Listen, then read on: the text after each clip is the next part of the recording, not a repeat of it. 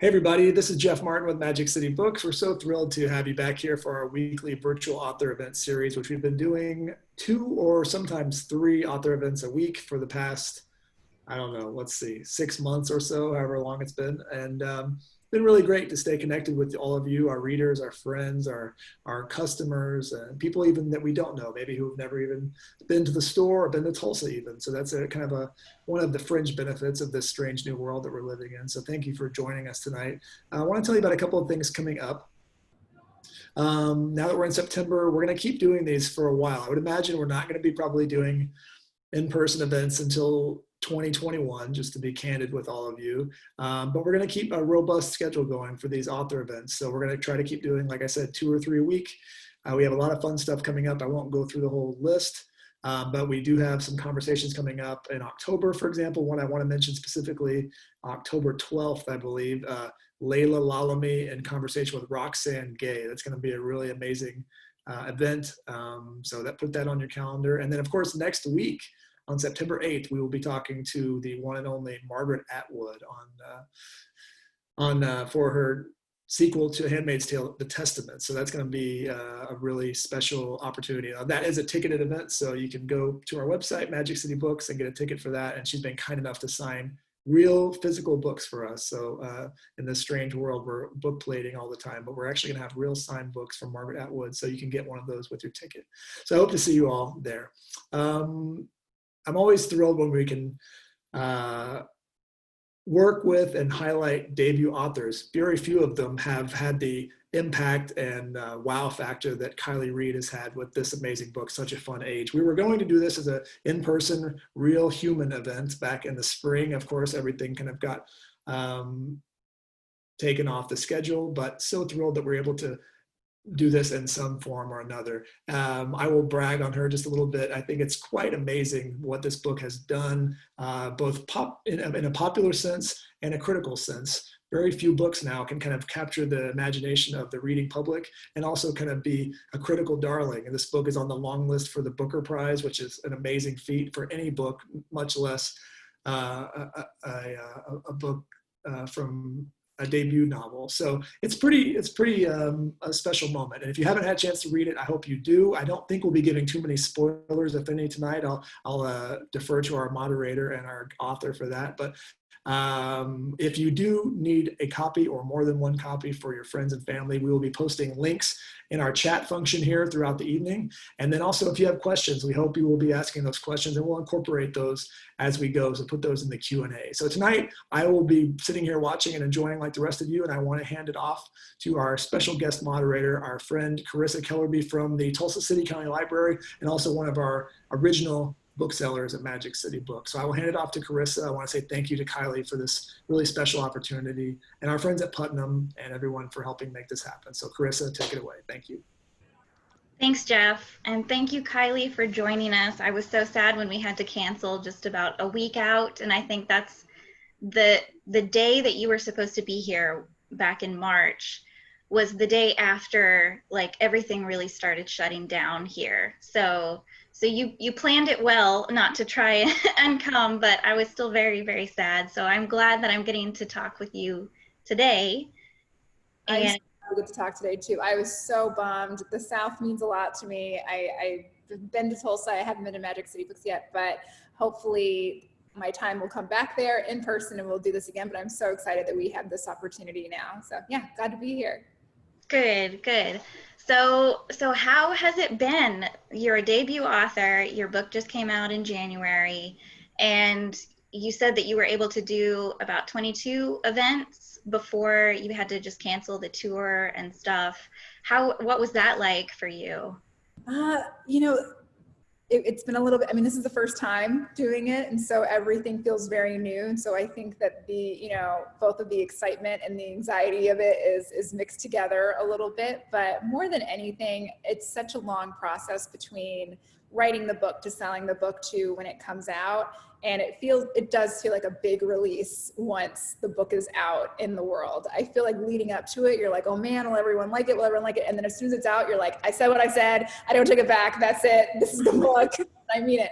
And I was so thrilled that everyone had such a positive response to it, especially just in the sense that, you know, this is a very domestic story. This isn't like a Game of Thrones or like sci-fi kind of big epic thing. This is about a woman who's a babysitter and the woman she works for. And so it's always thrilling as a writer to see that people are obsessed with the same minutia and petty instances mixed with racial histories that I am. And so at first it was kind of a whirlwind doing tour, which was wonderful. Getting to connect with readers on that level is so special. And I had no idea that I would be so touched by that. I'm kind of a hard heart, so I was very, very touched by all of those things. And then, you know, we were very, very grounded. And so I feel like we're probably one of the luckiest to, you know, be able to be in our apartment building right now and just stay here and stay safe, and to go from extreme traveling to extreme not traveling. So I really feel for debut authors who have had to do everything online. I think that that takes a lot of energy and patience. And so I'm glad to get both parts, and it's been a wild time since. Yeah. And I have to say, your book is one of the very few that I've seen. I've been a librarian for almost 15 years. And so I hear about a lot of books before they're actually published. I get ARCs and things like that. Your book, I think, had the longest lead up to the actual publication date of just tons of buzz about how incredible it was, the story, the writing, the characters. And I was lucky enough to win an ARC pretty early on and get to read it. And I've read it twice now. And I was so impressed with your writing, especially, and your character development. It's some of the most natural writing I've seen from a debut book. And I love debut books, so I read a lot of debut authors as well. And what was that like for you, knowing there was this sense of anticipation for your book, you know, almost a year before it even came out? It was, well, first I'll say this. I love that you're a librarian, and a lot of this book was written in the Fayetteville Public Library. It was a really great space for me. And so I'm just so thankful to libraries from very long ago. That was definitely a place where I could find some peace to get my thoughts out on the page. Yeah, there was a lot going on with the lead up. This sounds silly as a debut, you don't know what's normal. And so I didn't know, like, oh, everyone feels this way, or maybe you just feel this way because you're anxious about it. I was really excited. The excitement of librarians especially, like, really excited me. And I always thought of it as one day, like maybe a year after publication, it'll be a big thing at a library, but I didn't think it would be so instantaneous. And so now I know a little bit more that, you know, certain books, I think that people just, the one they connect with, and especially with librarians, that was really important to me. What was really important to me from the very beginning with the prose and the craft and the cover of the book and everything was that this was a smart book that is so approachable, and no one would say, oh, that's not for me. That was really important. And so the fact that, you know, that's also a marketing goal, that people saw that as like, oh, what's this? I want to see, look at these colors. That was all a goal from the very beginning. And so, yeah, I had no idea what to expect. I wouldn't change any of this at all. I think it was a really beautiful publication, and I'm just happy to be on the other side of it. So when you were first getting started with writing, I read that you were looking into MFA programs and not really having a lot of luck at first, but you recently graduated from the Iowa Writers Workshop. So congratulations on that. Yeah. So where did writing start for you? Did it come when you were younger? Did you know you always wanted to be a writer? Okay, so I feel like if I had paid attention a little bit more, I'd be like, you always wanted to be a writer, but you just thought you wanted to do everything. I've been writing and filling up notebooks since I was maybe 6 or 7. Some diary things, I don't know about you, but like, okay, I was definitely one who like wrote the diary, but was writing it like I thought I should be writing a story. Do you know what I mean? When you have like an old like persona that you write your diary through, I was definitely doing a lot of that. A lot of those pages are like, oh, so sorry, I haven't written in so, like, who are you writing to? But, and I think I wrote a lot of like manuscript sized things in high school, but I thought it was just a hobby, something I did privately. And then I went to college to study theater. And I think that if I had been paying a little bit more attention, I would have seen then that my creativity bent more towards writing than it did towards performing. I would tell little fibs and say that I had found my monologues in like a really obscure play, but I would just write them and give them fake names. And I just felt like I could write something better for myself of like what I wanted to do than not. And so I was acting for a few years out of school. I was also nannying, and then I shot a commercial, and I shot it on my birthday, and I was like, this is gonna be like my big break, this is it. And I hated it. It just really wasn't for me. And I just felt like the part of my brain that I wanted to use wasn't being used. And I think acting and modeling is very, very hard. It's just different parts of the brain. And so I took a writing class at Gotham Writers Workshop, and I feel like what happens with a lot of writers is like one teacher is like, oh, you're kind of good. And then they like live off of that comment for years. And so a big part of writing is finding part-time jobs to let you do that when you're not there. And so I was still nannying. I was working at a birthday party studio for a long time. And I was a receptionist for a long time, applying to grad school. I didn't get in anywhere my first round, and that was kind of devastating. But then I tried again, and the second time around, I was living in Fayetteville, Arkansas, and that time I got into 9 schools, which was way better than getting rejected from 9 schools. Yeah. I'm happy to have graduated last year. Yeah. That's awesome. I also heard in an interview that you like to check out books at the library, like the baby name books and things like that. Okay, so I had one when I was little that I would carry around with me for so long, and I would put like little stars by names and things like that. I think there's something with baby. I've met a lot of writers who were like, I also had a baby name book. My mom was like, why is she trying to do this? I don't really understand. There's something with the baby name books that are very inspiring, and there's something about them at a library that just seems like this text that so many people have poured over, whether they're having a child or writing a story. There's something kind of special about it. Yeah, I really identified with that too, because I also purchased a baby names book because I write as well. And I felt weird because I was in high school when I was purchasing the baby names book. So I was like, are they going to think I'm, pregnant, or, like going to get weird questions. Babies on the cover. It's like, yeah, for that. Yes. So I thought that was great. So talking a little bit more about the book, it opens up with a very propulsive scene. Can you tell us about that opening scene? Absolutely. So Such a Fun Age starts on a Saturday night in September in 2015. And we meet Amira Tucker. Amira is a 25-year-old recent graduate from Temple University.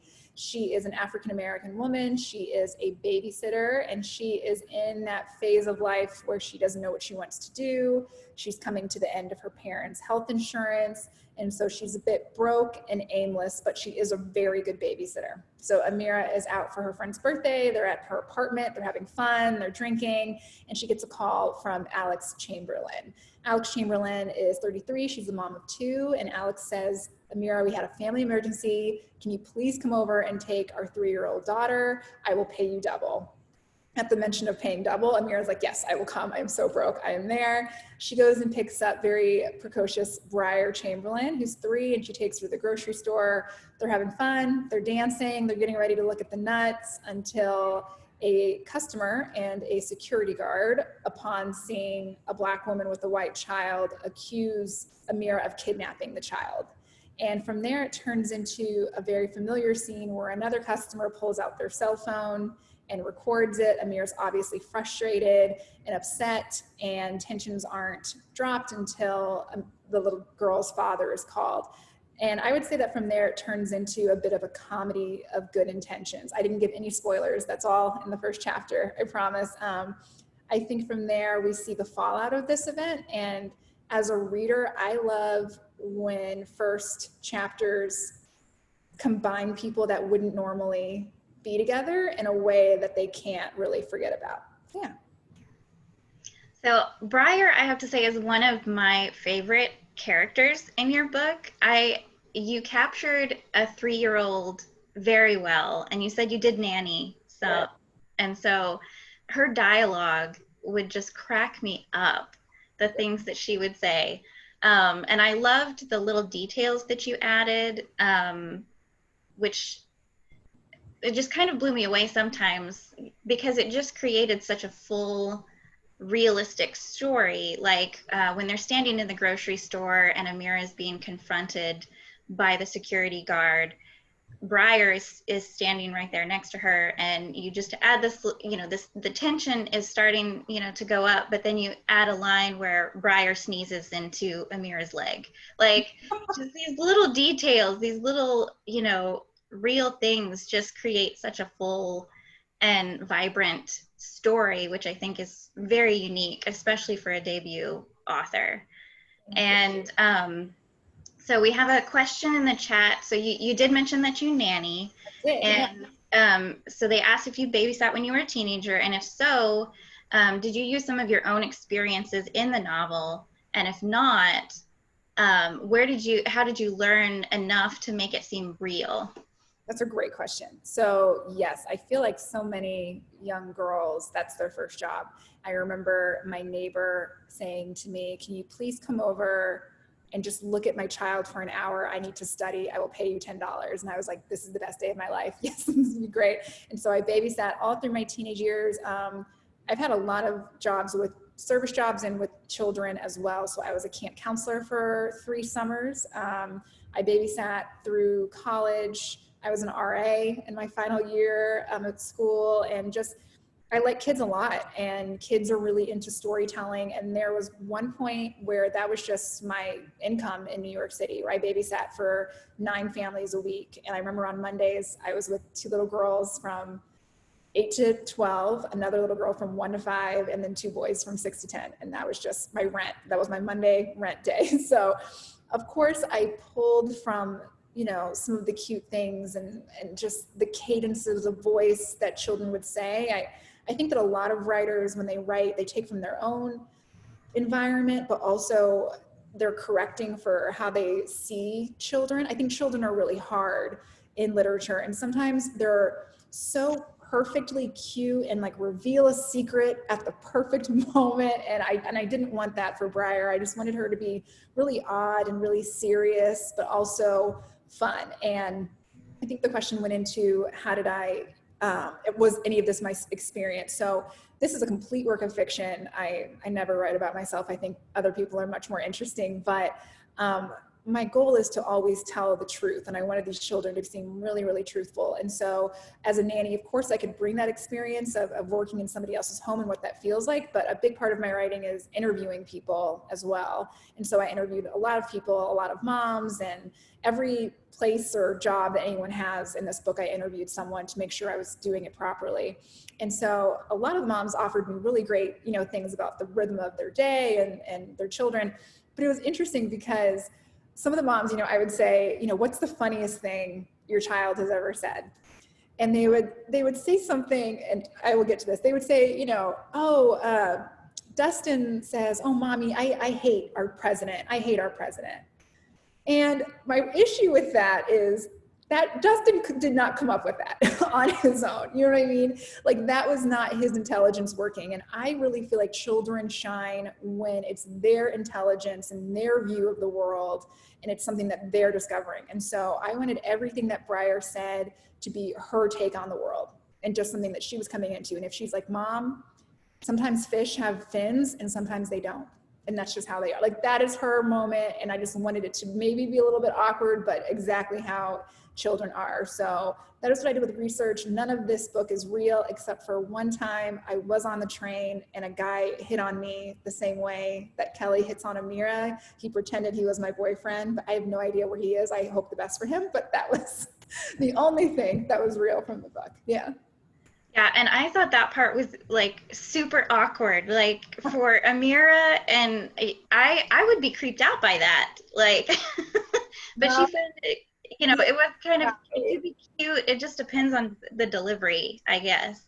Oh, totally. I mean, yeah, it depends. Delivery, the cutest. Also, it depends on like, okay, well, where am I at in my life? Do I want to get married? Do I just want to have fun? So she's having fun. Yeah. Yeah, yeah.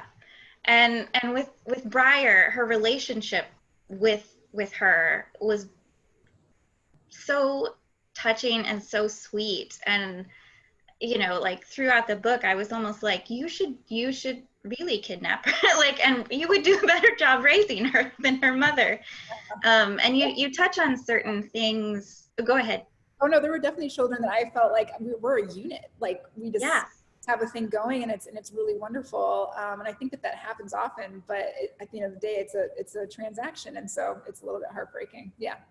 Yeah, totally. Because, you know, certain things that Briar would say, you know, Amira kind of got it, and she knew, you know, what Briar was trying to say, and Briar was very in tune with what was going on too. Like in her own, you know, little way, she knew that her mom, you know, was maybe not paying attention to her as much, especially, you know, with little sister there and those sorts of things. But one of my favorite things that Briar, well, there's two things. I love her obsession with the tea bags and playing with the tea bags. I loved that. And then a little girl who liked to smell tea bags, and it was very funny because she came to my reading in New York City when I was there, and she's like 11, and she's like on her phone. I was like, you were a child 5 minutes ago. But yes, go on. Sorry. So that was great. I loved that. And then my favorite thing that she says is they're standing on the street, and there's just a man passing by, and Briar is like intent on him, and she says, that man's driving the train. And just completely out of, you know, in her own little mind. And because it's kind of like when, like if your mom says like, you know, that guy I like with the hair from the movie, and you do know like what I'm talking about. And so Briar, like everything that she says is like one layer where you're like, okay, you see his hat and you think that's a man who drives a train, but that's not what your delivery is, and that's fine because you're 3. So yeah. So that was my favorite. So let's see. Mary Margaret says, hi, Kiley. I loved your book and how it offers such a powerful look at perspectives of women from different contrasting backgrounds. I know that you wrote this book in Fayetteville. How much of the setting influenced how you portrayed Alex or Alix? Interesting. Hi, Mary. I did live in Fayetteville, and that's when I was crafting the first few chapters of this.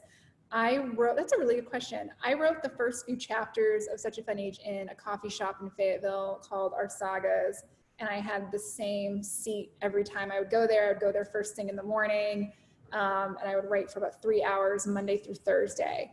And so I think more than being inspired by the setting, I think having that opportunity to have that pattern, like I shine when I get to do the same thing in the same seat every day. Like once you find a winner, just stick with it. That is my favorite thing. And so many of those mornings were spent just staring at my computer. I don't let myself get on my phone when I'm writing. It's just like, even if nothing's coming out, just think about it and don't, you know, distract yourself. It was really close to the library there, so sometimes I would go there afterwards if I couldn't get anything out there. And I do remember the Big Little Lies soundtrack was constantly playing, which is a really good soundtrack. And so Fayetteville was really beautiful, and it was a nice place to really focus on the work. And I didn't have a ton of friends there because I just moved there, so I had a few, but I didn't really have the distractions of, you know, a birthday party or whatever always happening. And I think for a writer, that's kind of a great thing and a nice break and kind of a nice reason to go get an MFA if that's what you wanted to do. And so Alex in particular, you know, when it came to Philadelphia, I felt like my status as a newcomer to Philadelphia was beneficial to her. I went and visited a few times, and I liked how Amira saw it versus how Alex saw it. And I definitely, especially from living here now, I see how much New Yorkers are like, oh, Philly, you know, it's cute. And so they just don't really see it as holding up a little bit. But I also think that Alex is really guided by her loneliness and the way that she joins her worth to how much work she's getting done. I think she's coming in with a lot of demons. And yeah, that's how she sees Philly for sure. So let's talk about Alix a little bit. She is one of the more, she's harder to nail down in a way as far as really gauging her intentions, because she's almost an unreliable narrator to herself. Mm-hmm. And so her intentions sometimes are kind of hard to figure out. And so once this incident happens in the first scene with the grocery store, Alex starts to pay more attention to Amira and want to develop this friendship and relationship with her. Oh. And it seems well-intentioned, but as the story goes on, you know, and you find out more things, it's not really certain why she wants to develop this closer relationship. Can you talk a little bit about her motives for doing that? Yes, yes. And I think that's right. She's really hard to pin down. And I think that calling her an unreliable narrator to herself is very accurate, and almost like the same, kind of like how I was writing in my own diaries a little bit. Right, yeah. I think that's really well put. So yes, Alex takes this moment of, oh my gosh, like my babysitter, I don't know you. And I put you in this situation and I need to get to know you now. And I think that that's a very human response. And I think a lot of Alex's responses are very human. I think people are very quick to say, oh, influencer, you know, blonde, thin. Oh, okay, I know. And it's like, okay, who here hasn't, you know, had a little friend crush on someone, or felt a little lonely, or saw someone's phone light up and kind of read one or two, she should not do that. But I think we've all had the tendency to do those things. And I know this is a hot take, but especially as someone who was a nanny for a long time, for half the book, Alex is not that bad. And I say that because she never messes with Amira's money. She is reliable. She's not telling her how to do her job all the time. She doesn't really complicate things for a way for Amira that is so glaring in the first few pages. I think it's important to remember too that, you know, the big enemies in this book is the fact to me that Amira's healthcare is tied to her employment. And I think that's a little bit scarier than how Alex can act sometimes, even when she wiles out and she's like crazy. But when you think about it, you know, if that night, if Alex said, oh my gosh, I need to get to know this girl, I need to get to know her better, and they became really close and she hired her and gave her health insurance. When I think about that, you know, if she ever saw Amira's phone and saw her maybe saying something not so nice about her, she could say, you're fired, and then Amira's out of healthcare. That's more scary to me, that mercurialness and the power that she does have. And so I think many things start like that. I love looking at actor interviews of how they started acting, and so many of them are like, oh, I liked this girl, I had a crush on her and she was in theater, so I joined theater and now I'm here. You know, I think many things are like that, where you say, I just want to, you know, get to know this girl. Oh wait, now it's something different, and now it's something so self-satisfying. And I think Alex, in addition to her loneliness, definitely gets caught up in that self-satisfying thing, and she uses Amira a bit as a way to feel better about herself. So do you think, had things gone a bit differently, do you think that Amira and Alex could have eventually developed a friendship? Or do you think they're just too different? Okay, this is what I think. I think that when you are paying someone to do a service in your house, there is a layer between a real friendship. I would never pay my friends to come hang out with me. You know, I would never pay my husband to come hang, like that would just not happen. And so that doesn't mean that you can't have a really wonderful relationship with somebody that works for you. There were definitely families for me that I felt like, I'm part of this family, we are a unit, and this is really wonderful. But I feel that what happens a lot of the time is people say, I want us to be friends, I want us to be like family, and then they end up taking away a lot of the employer-employee benefits, like saying, I want to make sure you get out on time, I want to make sure that you get your 2 weeks like vacation, and you don't, you know, make room for those things as well. I feel like the best relationships that I've had with people that I work for are ones that really honor our relationship. And they're the ones that are saying, oh my gosh, it's 7 o'clock, go, get out of here. And not like, do you want to hang out with me? Or do you want to have a glass of wine? I think that, you know, when there's money involved, unfortunately, you know, that affects a friendship for sure. Yeah. And too, like with Alix's friends, her core girl group, they all have nannies or babysitters, and they seem to have really close relationships with them. So she's almost trying to emulate them in a lot of ways throughout the book, and find that same level of comfort, I guess, with Amira. But then she tries too hard, and then she drives herself crazy, and just, you know, trying to not step on some of those boundaries, as well as you deal a lot with the difference in race.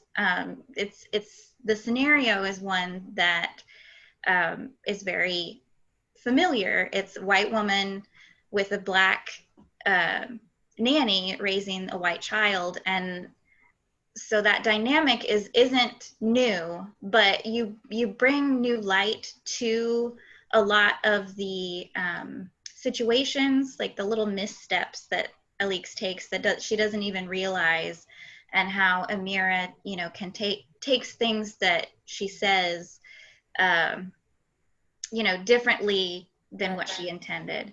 Can you talk a little bit about how you crafted and weaved those sorts of things of race and class into your story?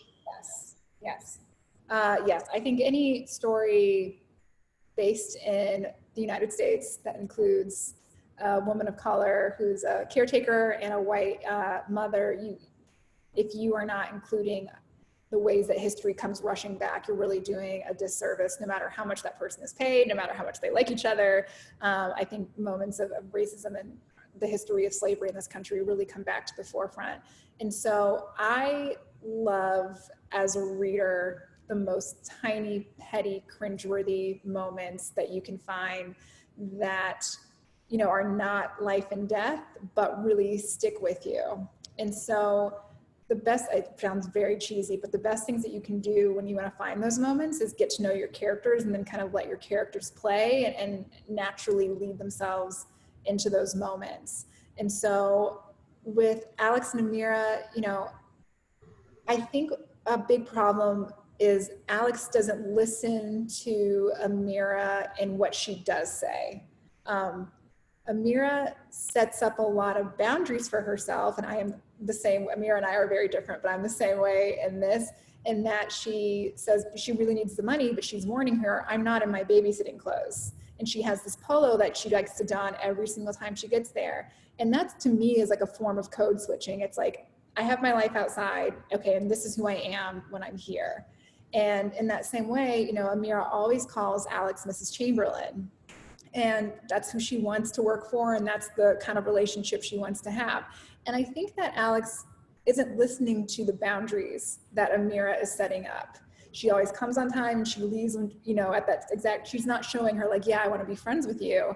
And she's not really listening to that at all. She just keeps pushing.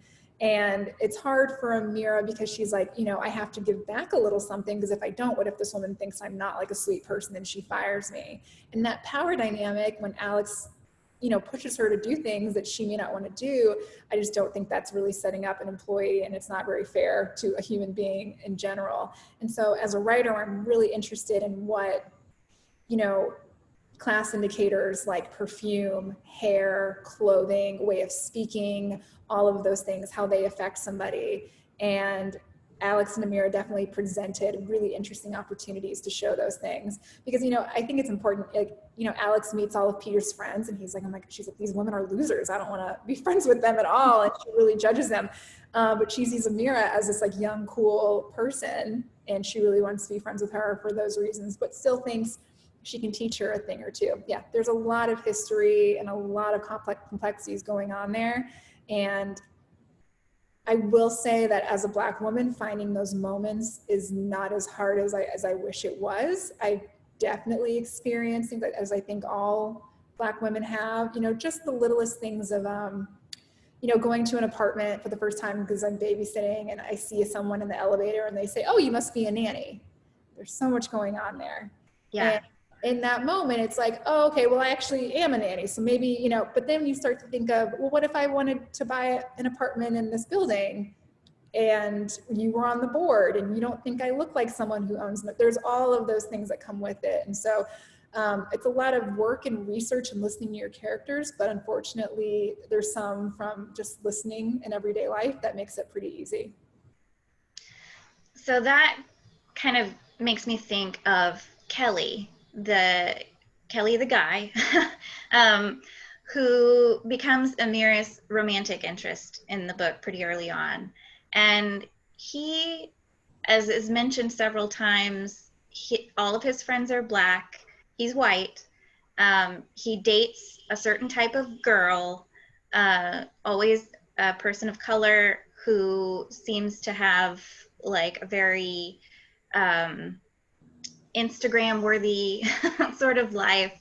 And then he becomes interested in Amira. So talk a little bit about your thought process behind the character of Kelly and that sort of way that he is. Yes, absolutely. Kelly is very complex. For Amira, the most important thing was that the reader is dating Kelly along with Amira. And you're like, okay, this guy's cute, Amira's single, he kind of has this weird dad humor. Okay, this is just a one night thing, that's fine, you know? And at first I wanted it to be very, very casual. But the more that they get to know each other, I wanted it to be so realistic, and that the moments where he nails it, he really nails it. And he's just really sweet to her. And then sometimes he really messes up in ways that you can't forget. And I think that a big part of the Black experience is not just what you see from someone's cell phone of like telling someone off or saying that you do live here or you do go to the school. A big part of the Black experience is disassociating and saying, I'm going to ignore that. I mean, that's just a huge part of trying to make sure you get a promotion or trying to stay friends with everybody in the classroom. Is when you hear someone say something, you just ignore it.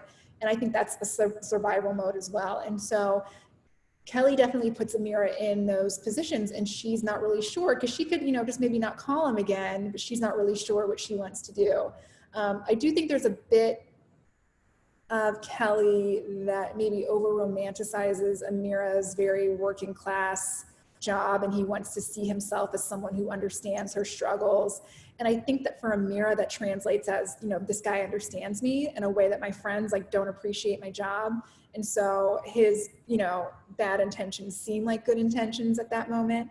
So it's a little bit complicated between them. But I also really think that Kelly really likes Amira, and they have a genuine thing together. And I think that is how fetishization works more often than not, with really true, genuine feelings, but also using someone to feel better about yourself, and using someone's race to put you in a different, you know, cultural place than you were born into. And so with Kelly, I wanted them to have a genuine thing together, but I also wanted him to make a lot of mistakes, as people do. Yeah, and I wanted Alex to still be quite obsessed with him as well. Yeah, and that was something that was interesting too. I read this book the first time or second time as part of a book club discussion, and so when we were talking about the it was almost like some people were on Team Kelly and some people were on Team Alex as far as the situation in their past. Mm-hmm. And I thought another perspective that I haven't really seen talked about a lot is the just sort of the different perspectives that two people can have about the same situation. And with, you know, one of them being a female female side of the scenario, and then the male perspective of it. It was almost like the people that I would ask who had read it, men and women, like it was almost like a lot of the guys would sympathize with Kelly in that situation, but a lot of the girls would sympathize with Alex. And so I thought that it created a really interesting conversation. So what was your thinking behind, you know, those two different remembrances of that same scene? Right. First of all, I love that you're taking some statistics there. I love knowing things that. And I remember in grad school, I wrote another short story about a girl who is kind of like in a mean way saying like, do you need help to someone? And all of the girls in workshop were like, that was so terrible. And the guys were like, I thought they were just asking for help. I didn't understand. Yes. So I love seeing those differences a lot.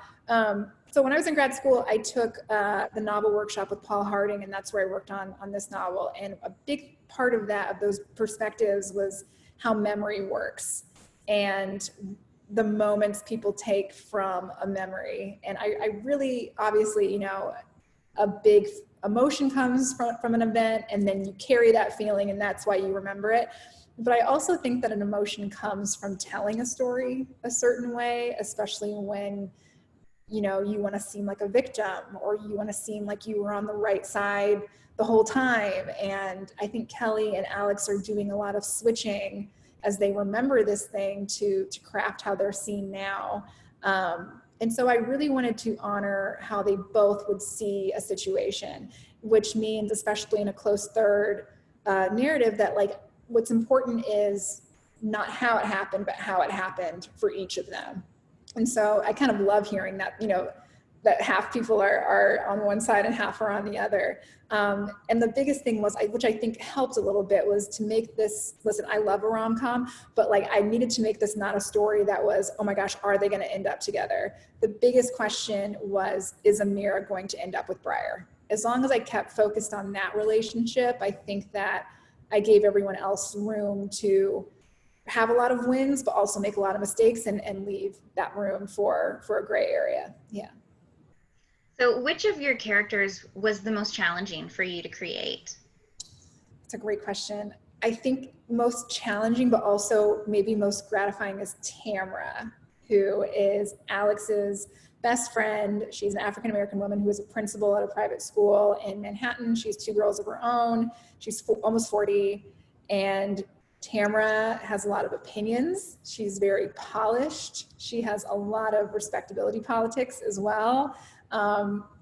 I am on the opinion that some of the cringiest dialogue in a novel or in real life is when the Black bourgeoisie tried to code switch and seem really down in an effort to connect with someone. And Tamra's definitely guilty of that. And I wanted the code switching from the Black women to be really realistic in that I wasn't explaining anything, because I just think that's, you just drop into something and that's how life is.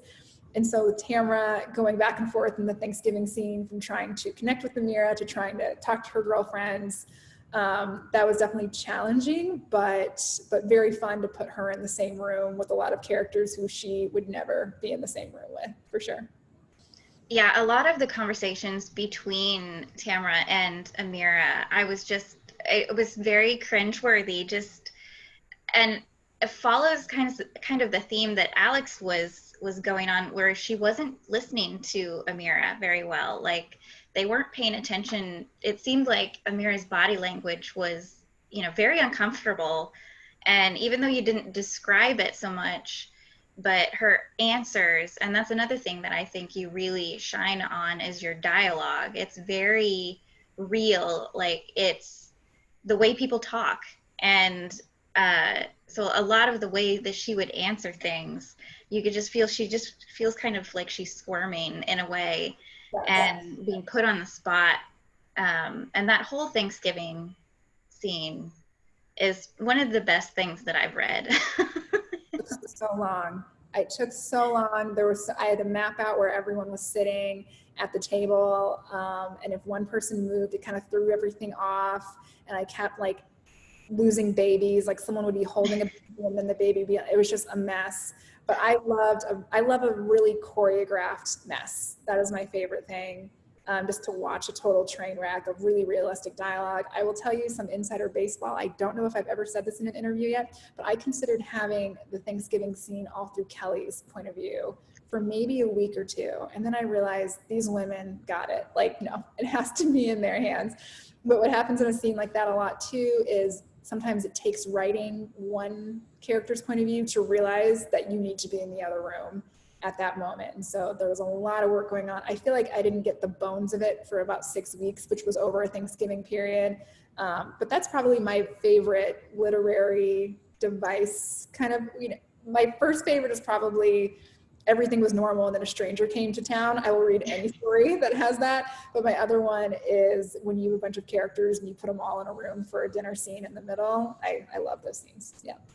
Yeah, I could almost picture, you know, a scene in a movie or a TV series where the camera is like in the middle and it's just like turning around and you see everyone. That is the goal. Yes, for sure. So another thing, going back a little bit, you mentioned Amira's family and how they're all like very decisive and they know what they want to do and they're going for it and they're succeeding, and how Amira feels like not really that she's failing, but she's just kind of maybe floundering a little bit, not knowing what she wants to do, you know, wanting to meet those expectations that her parents and, you know, other family members have. I thought it was interesting that we never really meet any of her family. Was that an intentional choice? Well, obviously it was because you wrote it that way. But did you ever think about maybe including some scenes with her family at all? I definitely did think about it, but what stuck out to me was Amira's life in Philadelphia is on one end where she kind of became an adult and realized she likes living in a city. On the other end, she's living this very secret life, not knowing what she wants to do. And I wanted her to go the extra mile to kind of try to protect herself from her parents seeing her. I think that Amira sees herself as like a bit of a before photo, and she's like, let me get my life together and get like the job and everything, and then I'll invite my parents to come see me. And so she's active with her brother and sister, but I think that she just wants to figure herself out a little bit first. And her family has all done that so easily, and she's really taking a minute. And that was really important to me, because I feel like so many protagonists, especially Black women in novels, end up being this perfect, goal-oriented person who's just want to see them succeed because they deserve to, you know, have things that everyone should have, like health insurance and things. And I wanted Amira to be so human and also be a normal 25-year-old who's not really too sure. And I wanted her to have room to not make the best decisions all the time. You know, she's a great babysitter and she's a great worker, but you know, when she gets a bonus from her job, she's like, I'm going to buy a leather jacket right now. That's what I'm going to do. And so I think we've all been there, and I wanted to give her freedom to make those moves for sure. So I'm going to go to a few of the questions because we've got quite a few over here. Let's see. Was it difficult to start the book off with such a charged scene right off the bat? 100%. I did. I mean, I don't know about you as a writer, but I feel like I have so many deleted pages before I actually get to the heart of about what I'm actually doing. And so I had more of like journal entries almost from Amira and Alex that I was writing that I ended up deleting completely. And I knew that I wanted the grocery store to be the first scene, but I ended up going back and forth between these kind of diary entries. And so the first scene went through so many different edits. As you get to know your character and how they respond to things, you have to go back and make sure, like, oh, you know what, she wouldn't say that, or I need to change that around. But I am a little bit of an impatient reader. I really need some action in the beginning. And so I knew I wanted an exciting first chapter for sure. So someone mentioned they listened to the audiobook version on Audible, and it was such a good narrator, and I agree, it was a very good narrator. And they say the line, okay, is still something they catch themselves using. Did you have any say in selecting the narrator? Okay, first of all, I love that so much. And yes, so they sent me 3 tapes of auditions from women, and Nicole Lewis just stood out immediately. She was so great. I mean, I feel like every writer was like the best reader in their class when they were like in 3rd grade. And they're like, oh, I can probably do the audio of my book. I wrote it. And then you hear what the professionals do and you're like, I couldn't touch that. Like, there's no way I could come anywhere close to it. She's so talented. And that really showed from the very beginning. And I felt like she gave every character such a chance and such fullness And she was an easy yes from the very beginning. She really killed it. She did. And the way that she delivers Briar's lines is just really great too. I loved that. Yeah. So first, thank you. The book is beautifully written and memorable. I had a question about how you teased out the complexity of race and privilege in the 21st century, especially given the historic nuance around Black women, domestics, nannies, maids, navigating privileged white spaces. Can you talk a little bit about how you approach the writing and development of that narrative? That's a great question. Okay. So the biggest thing is, okay, I stole this from someone and I don't know who I stole it from, but I use it all the time when I'm teaching. So I feel that you cannot issue your way into a plot. I really feel that fiction in particular, you have to care about the characters first. It has to be on such a personal level, especially with something like domestic care workers in this country that has such a charged history. You have to really care about that character. And so there is a magic triangle of fiction that I tell my students. And on the bottom layer is characters. That is your foundation. And for me, it was Amira, this girl who's 25 and like is a little bit aimless. The middle tier of that triangle is conflict. And then the top tier, the little tiny triangle at the top, is symbolism and what the story is saying on a bigger scale. So I truly believe if you try and start with symbolism, then you're going to topple over. Because if you say, I'm going to tell a story about how racism is bad, well, racism still exists, like very much every single day. Like, what exactly are you saying? And I feel like people are so much more of a place to ground yourself and say, okay, well, what does she need? Her apartment's not that great. Okay, she has this crock pot meal. Okay, she is really talented at babysitting. Those are more factual things that I think that you can grab onto and dive into these matters of domestic workers and their history in the country. And so I think doing research on anything that you cover is so important. Whether it shows up or not, it's still informing your view of how you read these things. And in graduate school, I had time to read about class dynamics and read about how the wealthy elite, relate to people who are serving them. And there were, I probably read books that I never took a single note from, but I feel like informing yourself and going into it is always the best bet. So with that, who are your writing influences? Like either from your childhood or now? Okay, so I had every Goosebump book, like every one. Like I needed to cool it. Like it was just, that was it for me. And I still love horror movies and I still love that thrill of that page turniness. So R.L. Stine was a big move for me long ago. I remember when I was 18, I read Prep by Curtis Sittenfeld, and that blew me away that you could write about the minutia of everyday life. And then now I love James Baldwin a lot. I just read Rumaan Alam's book, Leave the World Behind, and it blew me away. It comes out next month. It's gonna go nuts. It's insane. And who else? I love Donna Tartt a lot. Hot take, I loved Alyssa Nutting's Tampa. That book was a big one for me. And I also loved Layla Slimani's The Nanny, which is another one about a nanny and also a lot of class dynamics as well. Those are definitely some ones I love. Do you ever think you're going to write something in the horror genre? Okay, I don't know. I've never, no one's ever died or anything, but I love the horror genre a lot.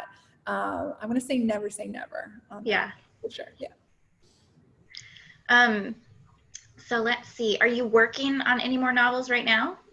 I am working on novel number 2, which for me just means so much reading and writing. And I had 2 interviews this week with 2 people who I think are going to be a great source of inspiration. And so novel 2 is up next, as well as I'm executive producing the film adaptation of Such a Fun Age, which is really exciting. But of course, due to the pandemic, production is shut down. So I have no idea what the time is like on that, but I'm really hoping we can make, these awkward moments even more awkward on screen for sure. Yes, I very much look forward to that. And it was Lena Waithe who bought the rights to it. And did she purchase those even before it was published? It was not even out yet. It was a week after I sold it. It was a weird. Okay. So that's another thing that's kind of unheard of. What was that like, having those two big things happen so close together? I mean, there's honestly no words. I feel like every writer, the goal is to make a novel successful enough that you can do it again. And that's it. I knew I wanted to teach, and that's why I went to Iowa, so I could teach as well. And so I sold it in the middle of my first and second year. And so I have to say, the best part about it was going back to class being like, okay, I can just relax a little bit and just focus on the writing a little bit. But it was really thrilling and wonderful, but also nerve-wracking. Well, now I can say it's great, but at the time I was very nervous. Yeah. Yeah, I can't even imagine having to deal, like, even just take in that information, let alone it be reality. At the same time, you know what I think about now? I've had a lot of the same friends for a long time who've been there for a lot of the rejections and cheered me on when I got, $16 for a short story or whatever. And they were like, we did it. We did. And I felt like it was a group effort. And so when I think back about it, that's what I remember, which is kind of nice. Yeah. Yeah, that's awesome. So another question, Betty says, I'm really enjoying your comments tonight. Thank you so much. Do you have time to talk about the ruckus caused by Zara in a scene that we won't give too many details of, but that seems like it was a really fun thing to write.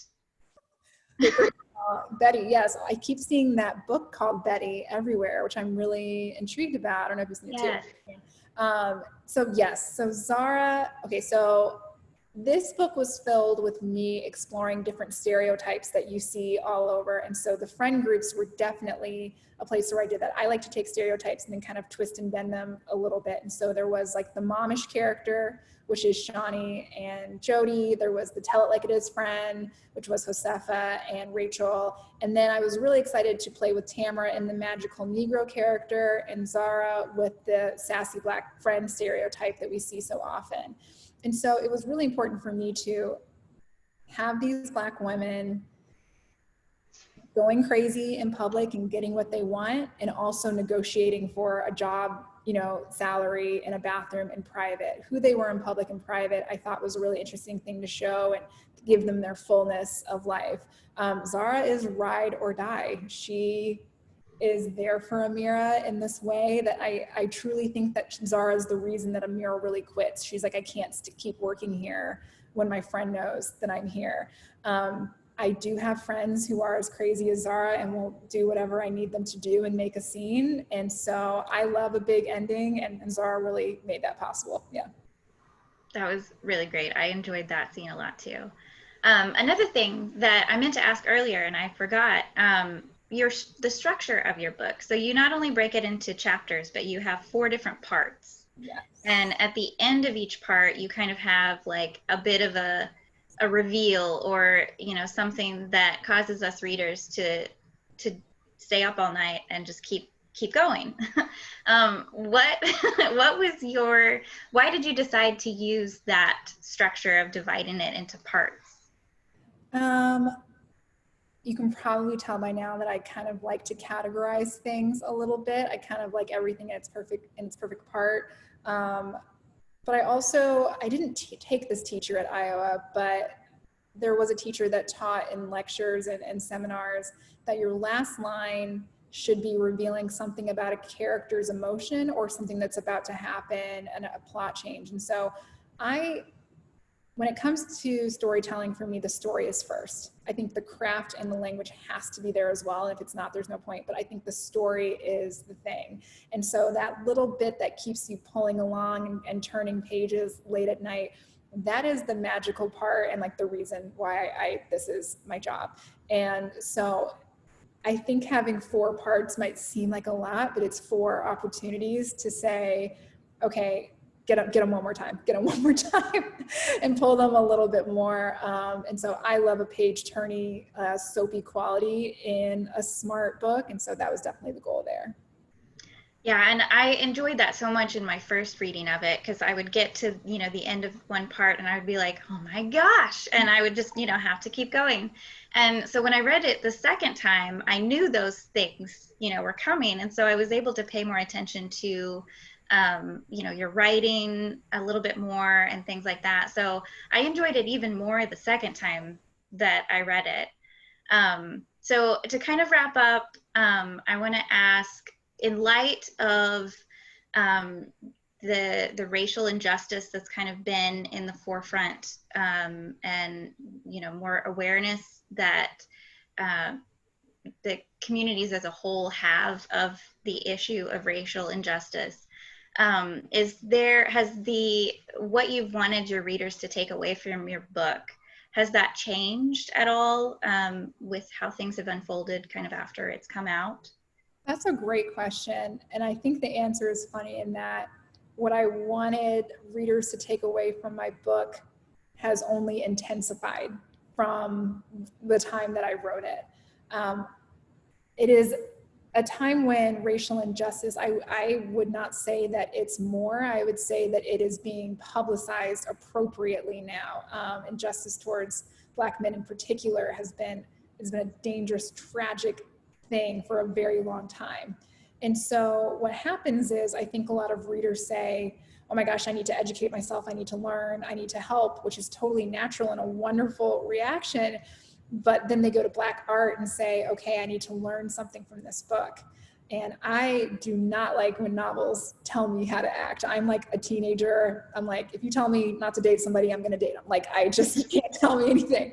And so what I think is important, what I've always wanted my readers to have from the very beginning, was just to enjoy the story.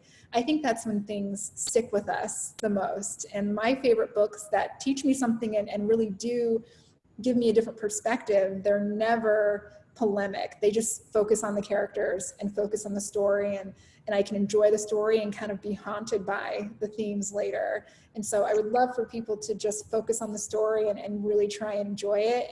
But of course, if questions come out of it and they're like, where's Peter? Where is this dad when, you know, all this is happening? Or, you know, why is our insurance tied to our employment? Those are questions that I completely welcome, and I hope that I inspire. But for me, it's the story first, always. Yeah. Well, thank you so much for talking with me tonight. I've enjoyed it so much, and I hope you've had a good time too. This has been so lovely. Thank you for having me. And next time in person, if we can. Yes. Yeah. Definitely. Either the paperback or your next book, or whenever all of this is over. Well, thank you so much. And thank you all for joining us this evening. I'm not sure if Jeff wants to wrap up or anything, but thank you so much for joining us. Make sure that you check out the link in the chat if you want to purchase the book. And we will see you guys next time. Thank you so much, Carissa. Thank you everyone for the questions. They were so lovely. Thank you very, very much. Have a good night. Bye, guys.